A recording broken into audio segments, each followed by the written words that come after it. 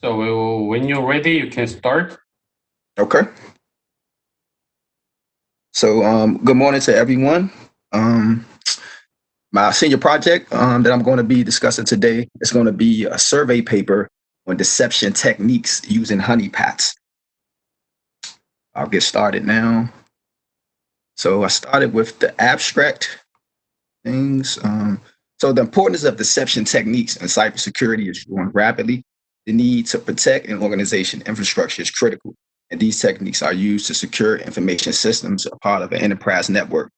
Deception technology is on the rise as the government and many more other industries find it unbelievably valuable in preventing infiltration to the network. Your network contains information systems that carry sensitive data, such as PII, personal information, um, company information, organization information.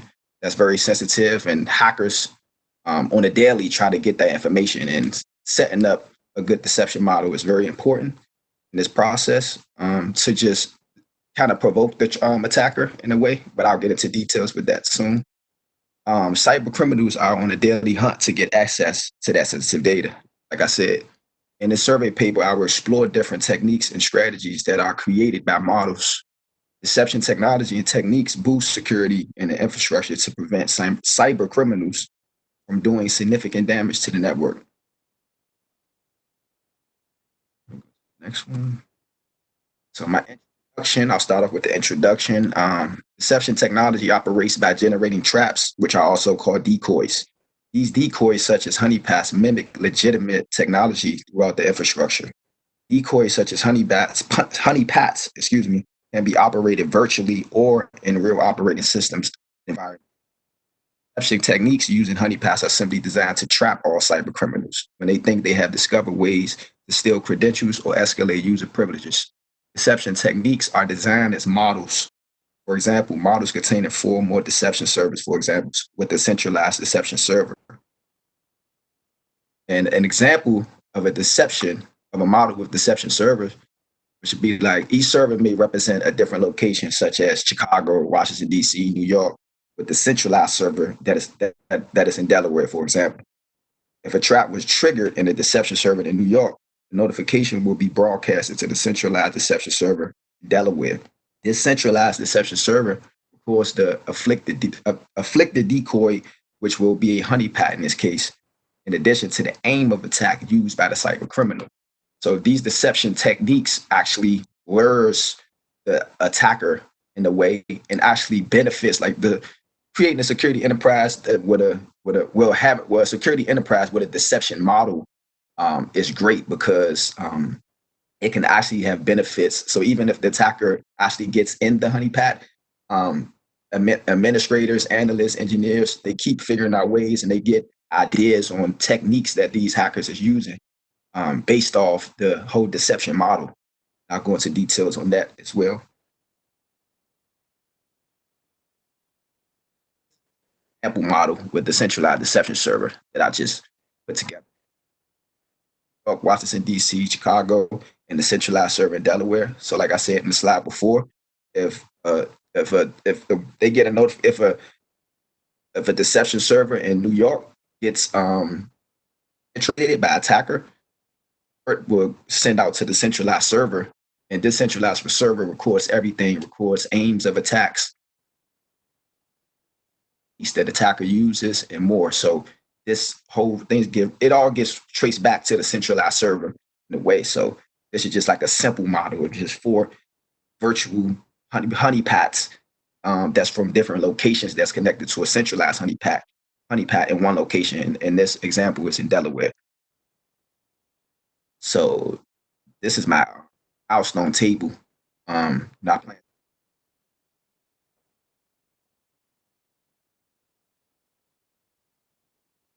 Feasibility analysis and study of honeypots and various techniques that can be used alongside honeypots. Describe the background and history of deception. Provide comparisons when developing this new technology called deception. Discover difference between honeypots deception technologies. Just also build an understanding of honeypots and honey nets. Honeypots and honey nets is kind of similar, but a honey net is like the diagram that I showed on the previous slide. That's just like the whole diagram of it. but it's much more expanded, and I'll go into details on that in the next upcoming slides. And decoy files, understand the different levels of interactions in honeypots, deception, and the cybersecurity. Because that's very important, just using deception in the cybersecurity life cycle. And that's like prevention, response, detection. You'll see slides on that as well too. Deception technology, vendors, and tools. That's another very important key that I'll explain and go over as well. But this is just a brief history of deception techniques. Military leaders throughout history found a great use of deception, boosting momentum in their favor. Long before the popularity of the internet, computer hackers existed and were consistently trying to find ways to access government systems. According to an article by Beth Ruck in the late 1980s, a system manager at Lawrence Berkeley Laboratory discovered evidence of an attacker in the network and strategically used cyber deception tactics to track him. During the 1990s, honeypot security made its way into deception tactics. During the 90s is what started the use of honeypots, emulating real network systems. So honeypots have been around for a while, kind of boosted in the 90s. Like I said, it's been used in the military as far as like deception. I mean, not honeypots, deception been used in the military since way back, actually. So deception techniques is just a military kind of technique, but it works well in cybersecurity as well because we're trying to defend. That's what the military goal was as well, to actually to defend. So why is deception technology important? Technology in cybersecurity because it gives the security team false targets to attract hackers. The big factor in these false targets is that they are monitored. Security teams monitor these decoys, so when a hacker tries their chance, the security team is alerted. And for example, I'm currently working in cyber. We use an enterprise security system called Splunk, and Splunk kind of it's like it does a lot of stuff, malware detection, but it also triggers alerts. So anything that comes through the network, we get alerted through Splunk. So that's just another example of that. Just me kind of just being new working in the field. I'm seeing that as tools like Splunk that do these type of things as well. In this process, only high confident networks alerts are generated. This simply means that any interaction with a decoy asset must be a serious anomaly. So, see, why use deception within the enterprise? A good question is, why do the governments and enterprises use deception technology? Research shows there are many reasons this technology is so useful in security in general.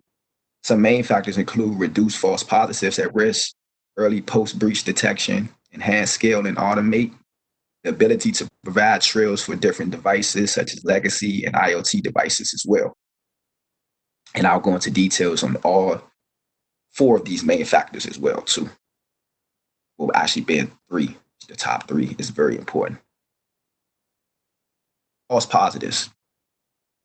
Many false positives can hinder security efforts and can cause legitimate alerts to be ignored due to so many false positives. And like I said, this is another example, just me currently just getting involved, working in the field. We actually working in the SOC, we actually experience this a lot of false positives.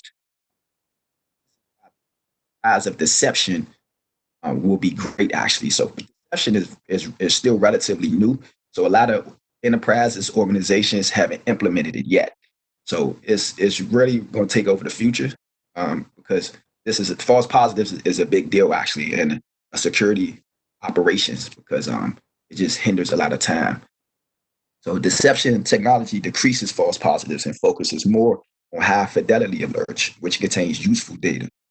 Deception technology has no risk to data and has no impact on resources. In the model of deception techniques, there's a deception layer.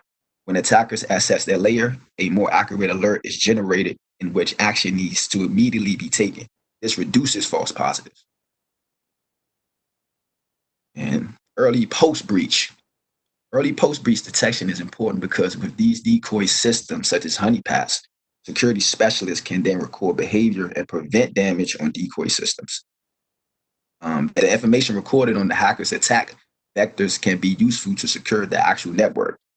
How I was explaining earlier about that as well. So these attack vectors can be very useful to secure the network because security analysts or security engineers, they actually track these tactics using that centralized honeypot.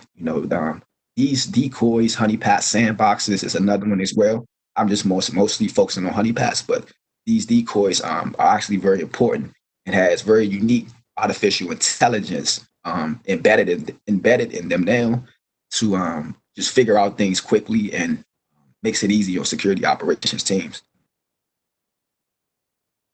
Scale and automate.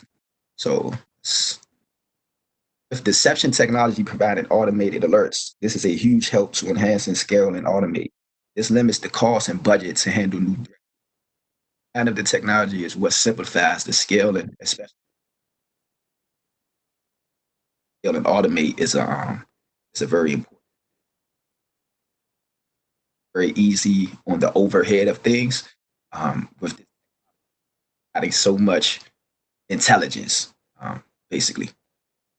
So it makes actually less work for analysts or engineers, security teams in general, because the overhead lessens. Okay, let's see. Survey methodology. So the main goal in this paper is to understand and examine the role deception technology, in cybersecurity. From a research perspective, this survey for the success and issues of open issues related to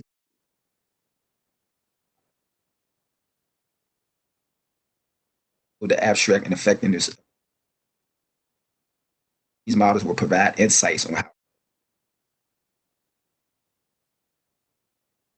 goal is to provide a guide in establishing efficient ways of deploying deception mechanism is based on requirements of a network infrastructure.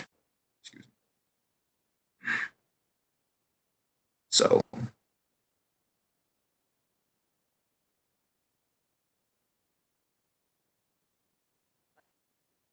honeypots are the main decoys with deception techniques.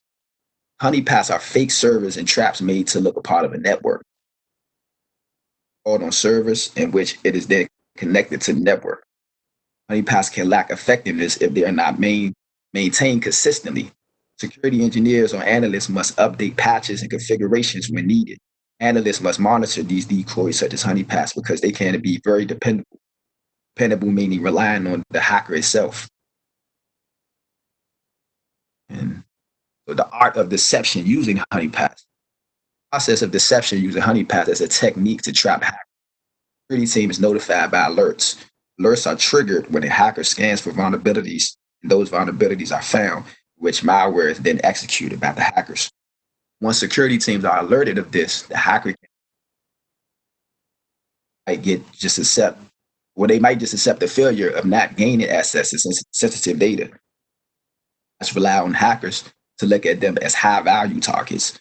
If the hacker goes around the honeypot or realizes it is a decoy, the security teams can react on the attack quickly when it occurs. As hackers progress through their specialty, they are finding ways to avoid honeypots. This is mainly because honeypots do not leave activity trails as real information assets do. Let's go to details on that. So activity trails, and I call it AKA breadcrumbs. That's basically what it is. It's breadcrumbs as well. Log files and browser history is a great example of activity trails, which indicates authentication markers for resources worth embezzlement, meaning worth stealing, worth the hacker. Trails are essential for hackers to move through the network undetected. False assets will confuse hackers and promote them to dig deeper and search for the information they really want. So these breadcrumbs, they actually help a lot because they're like, for instance, like cheese, like an example, like mouse and cheese. You put cheese. It's like it leaves a trail to trap the mouse actually, and that's actually a great example what this does actually. So it just leads the attacker to the honeypot. These files, and all of these are files being mimicked, but I'll go into details on that as well. Deceptions leak. The analyst firm report later notes that detection and response is a top security priority for organizations. Detection technology market sector projected to reach 2 billion by 2,251. 251 basically. Reason why enterprises are turning to deception technology to gain an advantage over attackers in today's dynamic and volatile threat landscape. Honeypots made a huge leap into elevating deception techniques as factors in security operations. The leap to deception technologies is decoys, pointing attackers to false assets that is deployed on real endpoints such as servers and laptops. This leads the attacker to think they are looking at real assets such as files and folders of real users. Dynamic deception. The use of these decoys is a high level of sophisticated deception called dynamic deception. Dynamic deception uses lures and tricks to attack, and this is continuous as the goal is to maximize confusion to the attackers. So these lures are consistently refreshed and updated. Dynamic deception is to broaden your deception. In your organization, your deception decoys must be realistic and diverse. As an organization, the security team goal should be able to apply realistic, at the same time, false information as part of deception operations. Also, security teams should be able to utilize real-world systems into deception operations. So this is an example of dynamic deception using lures and tricks to attack.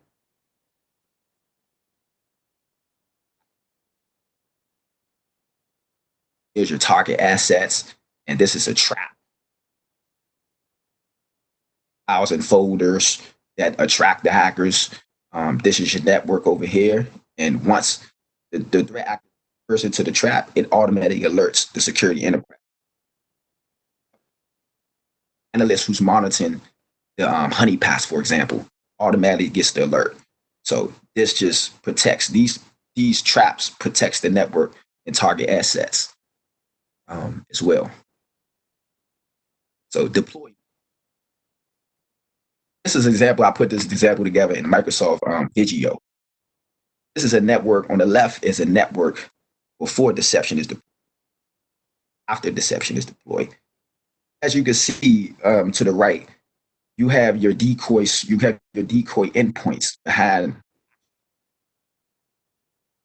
So like I said, honeypots can be installed as software, or it could use dynamic in a dynamic way, which is uses artificial intelligence. So these are decoy endpoints behind other endpoints.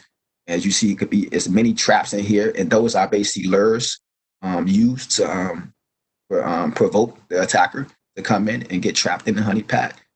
So you also have decoy servers as well. So this is just an example of that. Just deploying these decoy endpoints and decoy servers and many traps within the network. So this is an example of that on the screen. So and you could, like I said, you could have more. You could actually deploy more than one honeypot. As you can see right here in this section, you could deploy more than one honeypot on on a PC actually. So it could be more than one honeypot installed. So let's go to the models on the slide before is a deployment layout created in Microsoft.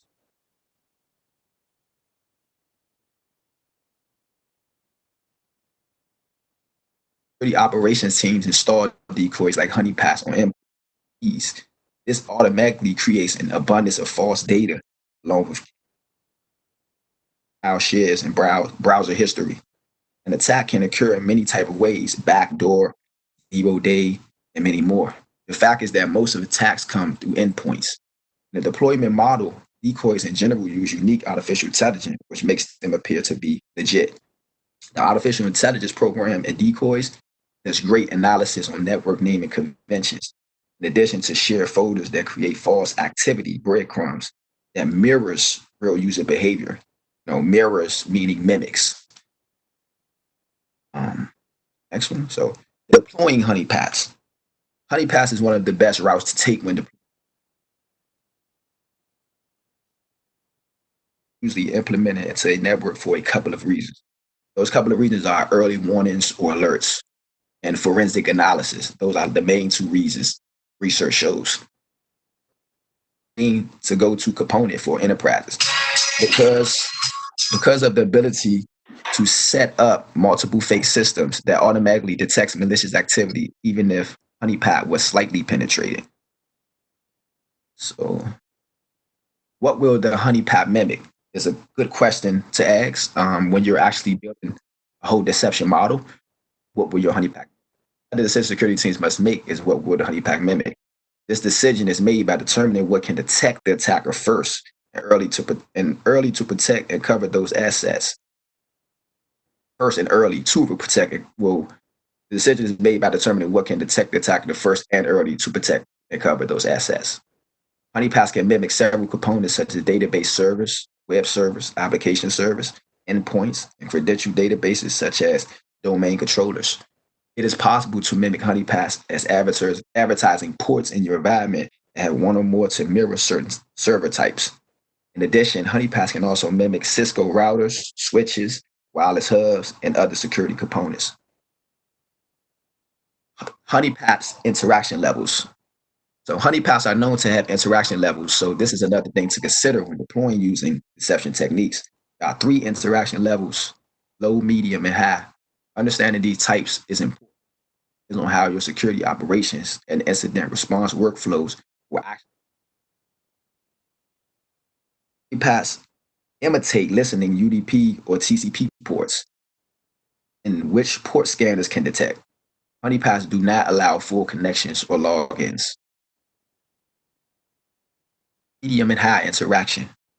Low interaction simply means what the name is. Attackers will have extremely limited interaction with decoy, which it will not be able to interact in any type of depth. Low interaction is the most basic. And medium and high level interaction fools the attacker more. These levels contain more file structures and leave trails for hackers to follow as they dive into the honeypot. High-level interactions high-level interactions present as a complete operating system with installed applications and services, which main objective is to complete the deception. So this is high-level interactions in full deception mode. I'll go into details. You'll see more examples on that. Where to place honeypots within deployment. As far as planning where to place the honeypot, it is best to place asset it is mimicking. Security teams can either deploy honeypots as software emulation or real operating systems are best because the attacker has more of a hard time recognizing if it is legit a honeypot.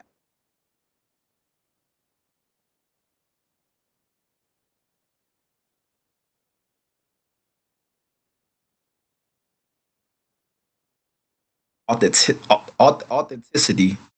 This is very important. Authenticity plays a major role in the foundation of deception. Our requirements when it comes to authenticity and deception. A cyber deception system goal is to create target computing and networking systems and infrastructure that will be identical by an adversary from our production and test environment. Authenticity is the key to cyber deception systems achieving this goal. Authenticity achieves this goal by showing no evidence to hackers who have gained access to the deceptive system that it is a decoy they have reached, and this leaves the hacker blind. This is like an example of a model and key requirements for accomplishing in a network is processing and content. And access goes under interface, behavior goes under processing, breadcrumb trails goes under content because that's a part of. Security teams must establish if system performance is on as planned, make sure interfaces have features it needs, make sure behavior is as expected. Decoys must include realistic content such as files and folders as well. So this is a little demonstration I put together. Kind of found this little logo on Google of different hacker looks. Just put in, so this is like an example of that. And I'll explain on the next slide what's going on. So interface, performance, assets, behavior, and content. Decoys must have an interface that penetrating entities would expect for operating systems. Decoy systems must match network characteristics and have some applications and operating systems as of the real product. Performance is critical. The lack to authenticate with different services and slow response time, design of a decoy. Content is another key requirement when deploying authenticity. Content is simply breadcrumb information or trails to lead the hacker into the honeypot. Data files, folders, and other administrative data is some example of content needed for authenticity. Access is needed because with the lack of it, it can show the hacker that he or she is headed in a trap. Lack of access indicates a weakness in your deceptive system security features, which this makes it quite easy for the hacker to breeze through. Behavior is based on interaction with an adversary and the deceptive system itself. There should be high interaction within the honeypot in order to have engagement with the hacker and retrieve more information on mode of attack. The goal in authenticity. The goal in authenticity is for your decoys to be attractive to attackers as if they were legit systems with legitimate files. Organizations want to use high interaction environments within honeypots to increase authenticity in the network to attract and provoke hackers. This high interaction contains real operating systems and services, which is the best.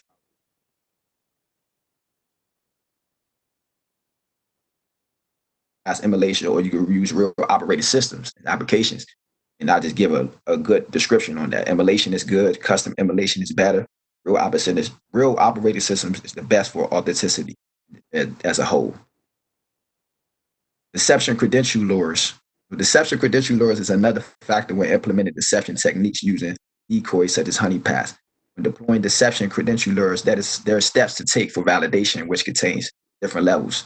These levels reflect the strength of authenticity. When a hacker goal is to retrieve user credentials, the main target is AD, Active Directory.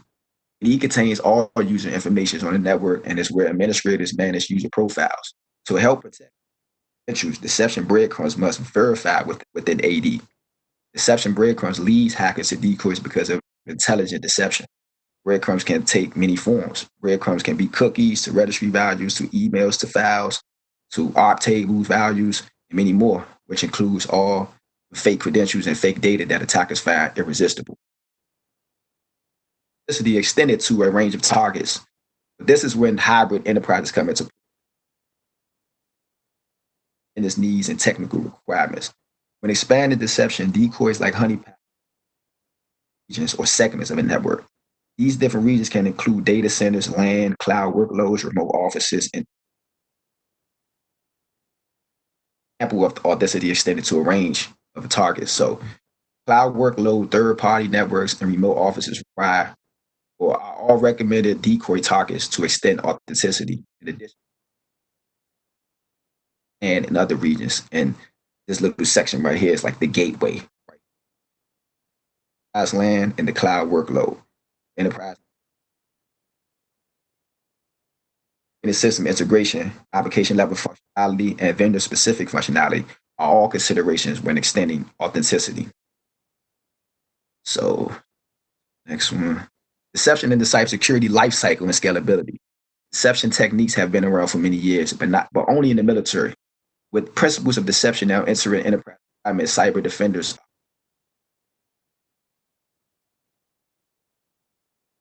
to describe the stages that most attacks will go through to reach a goal. The most reference model being that originally developed by Jeong, which you all may heard about. The lifecycle consists of prevention, detection, and response. Research shows that deception can be deployed at all phases. So prevention, detection, and response in deceptive systems. During the prevention stage, that is where decoys play a major role, swaying attackers to deceptive systems such as honeypot. Early detection, like low interaction, is used to interfere with lateral movement of intruders' missions to retrieve information. During the response, CSIR teams prepare these indicators of compromise and forensics analysis for discovery intent. All deception techniques are great for security teams and incident response, but the goal is for deception model to appear authentic in order to collect certain information on IOCs, for example, which stands for indicators of compromise. Technology vendors and tools. So there are emerging vendors who are using tools that is constantly growing and developing to the mainstream. Firewalls are a great example of existing tools that security enhance with deception. With this evolving technology, it is now possible and URL filtering capabilities to relay connections from known malicious hosts to network emulation services or deception decoy services. Vendors that are using deceptive tools are Elusive Networks, Atavio, I think it's Atavo Networks, and these are just some of the networks: CyberTrap, Spectre, Topspin, Security Trap X. These are already using deceptive tools. The goal of deception tools from these vendors is to trap hackers into a network deceptive zone, and where the attacker becomes completely confused in what is real and what is fake. This is because everything looks real, but hackers know that there are traps, and they will have to figure out how to maneuver. The future and evolution of deception technology. So, in conclusion, deception technology will increase tremendously throughout different enterprises. Want to understand that deception is the evolution of the honeypot. Honeypot features consist of static capabilities, which mainly focus on just the input.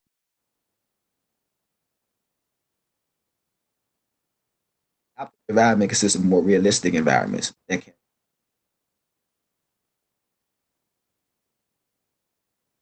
learning and AI-driven platforms which are scalable and easy to operate.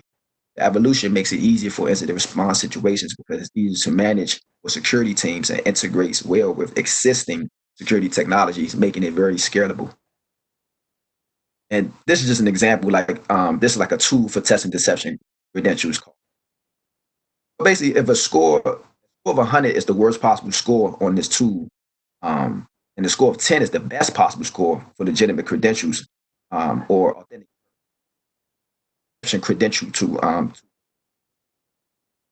let's just give you an example. If a user is not an AD, they got a score of 100, which means that it's the worst possible score. Credentials in AD is a score of a 10. Credentials not matching as an endpoint is 0. So 10 is the best possible score, 100 is the worst possible score. That means their credentials is not part of the Active Directory. So this just goes a little more details. Based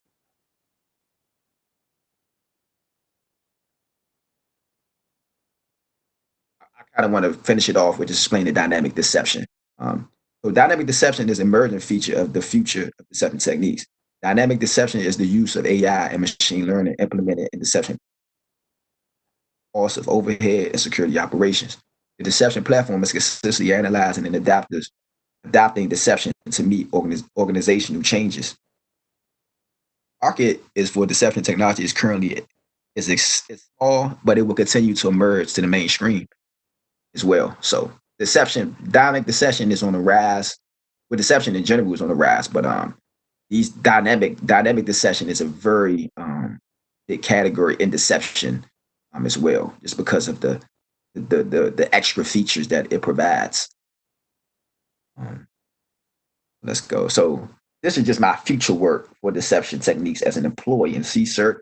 Currently, I work as a contractor within the government and the site part of the security operations team.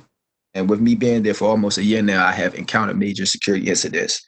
On the job, my team and I have taken steps and mitigations in the process of zero-day attacks, ransomware attacks, malware detections, and and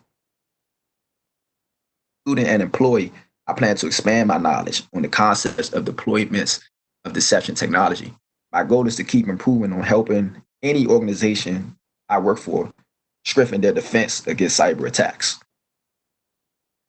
And this is about just a reference page of everything, my research in the whole.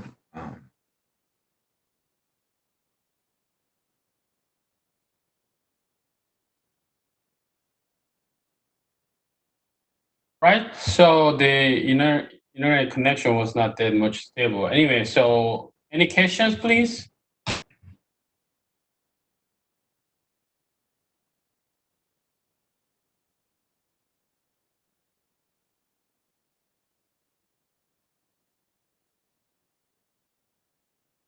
Right. So I have one question to your deception technology you did as a survey work.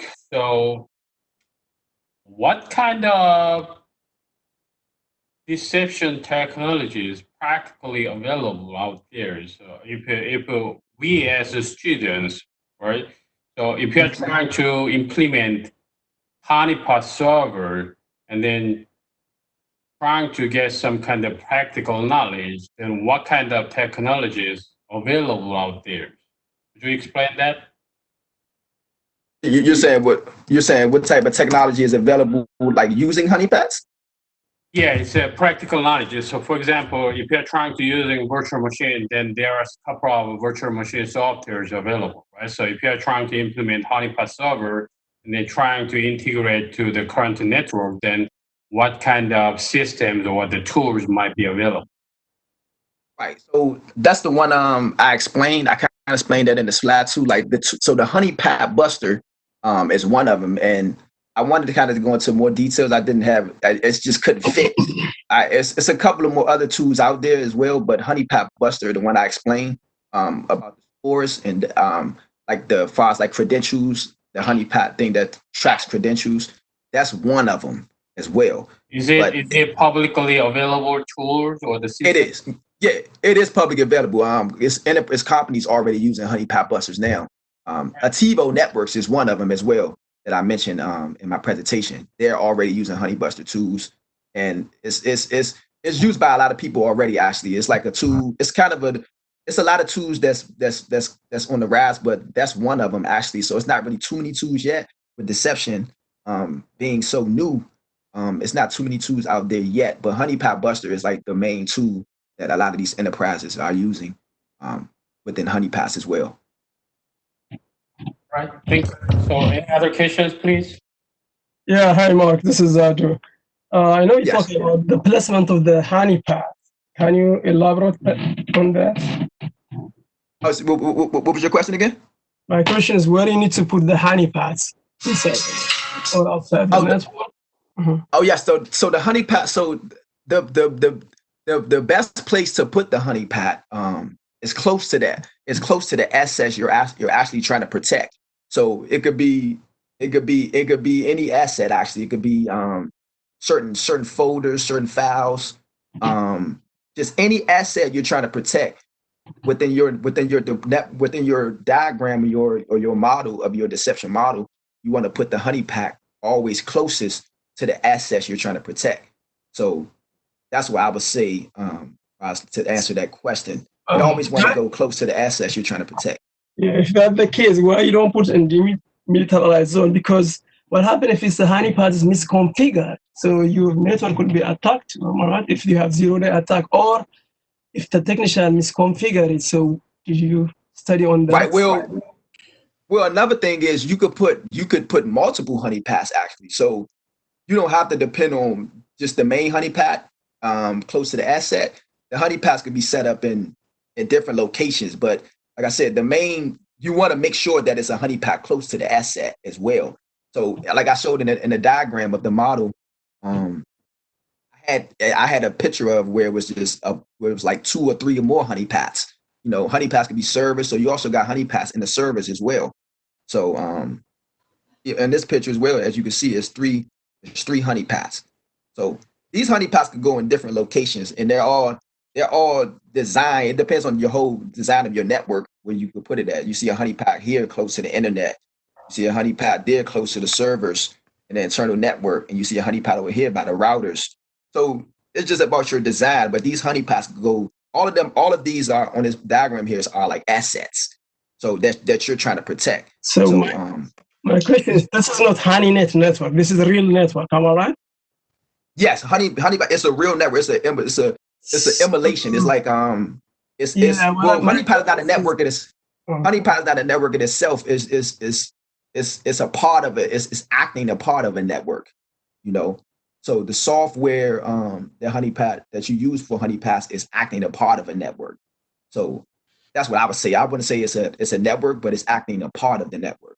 Yeah, my point is because when you invite a lot of hackers to honeypot inside your network, it is, I mean, it's tough because it will be right. More, you'll be more attacked to the real network. So I don't know. Hey, I have a question. I'm sorry, I have a question, Cedric Wilkerson. Yeah. Hey, so in my experience in IT, the actual access to the network can also be considered the asset. And I've seen a honeypot actually be a virtual network so that the hackers think that by accessing the virtual honeypot network, that they're Right. in the network. So oftentimes between the firewall and DMZ will reside a virtual network to spoof the actual network and to get the hackers to actually divert them away from the actual network and actually have them a virtual network that acts as a sort of a deterrent and also a just a way of sort of diverting them away from the actual land. Like I've known there to be honeypots in the event that the actual network has been compromised, but I've oftentimes seen it where they sort of divert the hackers away from the actual network and from doing Instead of honeypot. Yes. Well, so the honeypot is actually, in that essence, a virtual is a network. So I was just wondering, where you have it off of the internet, and that specific honeypot there, instead of it being an actual server, it acts as a virtual environment to sort of spoof it. Okay. So I was just wondering, okay, is that what that was between the internet and the external firewall? Because that looks about what the diagram. That's exactly what it is, actually. Okay. Okay. Yes. Okay, that's good. Okay. No, actually pretty good. Pretty good stuff. Definitely. I'm kind of still learning on this. I'm still learning on the deception techniques within honeypots too. So it was a great project to do. It just makes me more want to learn about honeypots and deception as well, being in cybersecurity. So I'm just constantly learning. So I just would do more research and continue to learn even more, because I'm still trying to gather more of an understanding of this and how it works, because I find it very interesting. Yeah. And if I could say, okay, I'm sorry. Go ahead, Cedric. If I could just say one more thing, I think you did a fantastic job. I like the diagram. The only thing that I'll probably say that just as my experience in doing project management and IT security is you may just want to kind of sharpen up your presentation, and just kind of make sure that's a little bit sharper so that you almost have it where you understand it like riding a bike, and you can sort of describe how to ride a bike to someone, because 9 times out of 10, when you give these presentations, you will probably have to simplify it for people. And so as long as you have it where it's in your back pocket and you've got an understanding, you've got to be able to relay it to an audience that's typically not as IT savvy as we are or as you are. And just so that you have it where you can kind of relay it to people in layman's terms, I think you will knock it out the park. This is a great presentation. Definitely, I appreciate it. Okay. Yeah, My input also, the honeypot has to be at least in the demilitarized zone or in any honey network, honeynet network. Right. Yes.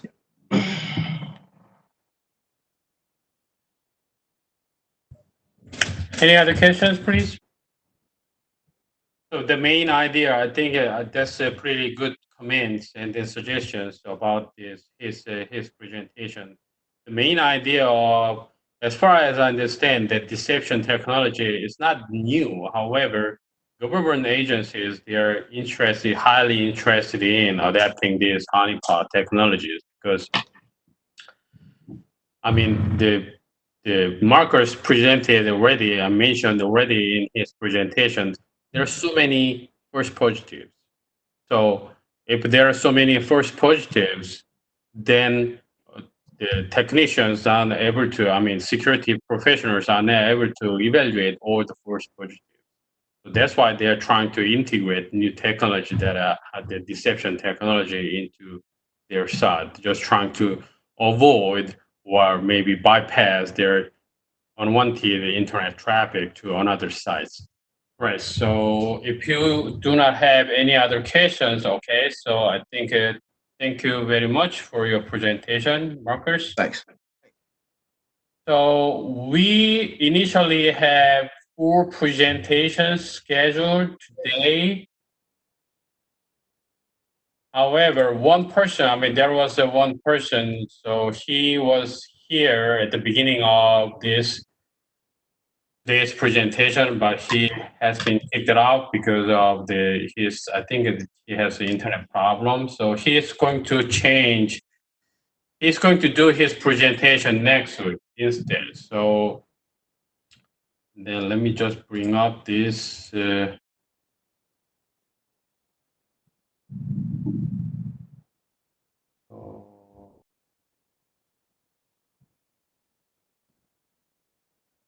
Right. So here, this is the Scrub Engineering website. As you can see here, we have this today's presentation. We have 4 presentations scheduled originally.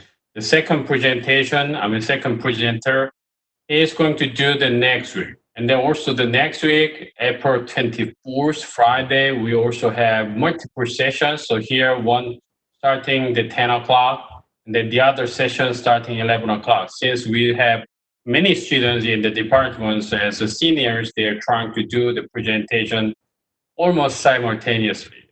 And then also, if you are interested in other department senior project presentation, please join. So they have different schedules or the different times. So as you can see here, electrical engineering also have April 20, that's Monday and Wednesday presentation. Also the biomedical engineering department and the mechanical engineering department, they are organizing also the senior project capstone presentation as well. So please join those capstone presentation as well. And then if you have questions about the individual presentation, especially for the today's presentation, please contact me. Then I'll try to share the student presentations to you. Right. So anyway, so any other questions?